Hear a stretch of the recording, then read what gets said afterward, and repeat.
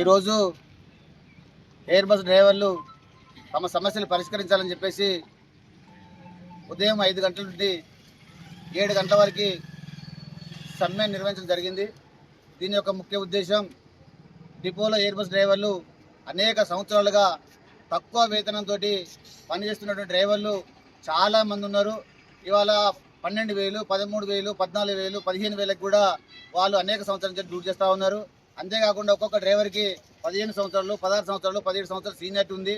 ఇవాళ వీళ్ళని కాకుండా మరి కొత్త వాళ్ళని తీసుకుంటామని చెప్పేసి వాళ్ళ రాష్ట్ర వ్యాప్తంగా అన్ని డిపోల లోపల నోటిఫికేషన్ చేయడం జరుగుతూ ఉన్నది.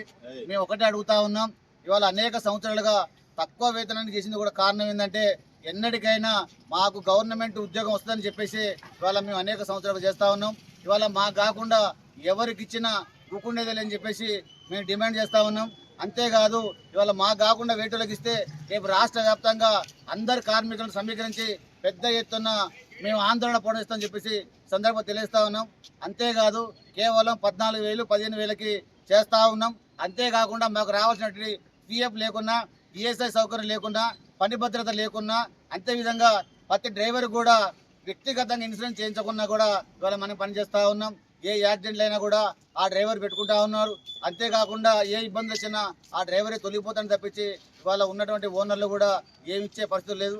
కాబట్టినే ఇవాళ మమ్మల్నే డిపోలో నోటిఫికేషన్ పడితే ఈ డ్రైవర్ని, సీనియర్టీ ఉన్నటువంటి డ్రైవర్ని తీసుకోవాలి, లేకుంటే రేపు రాబోయే కాలం లోపల పెద్ద ఎత్తున ఆందోళన పొందిస్తామని చెప్పేసి సందర్భంగా తెలియజేస్తా ఉన్నాం.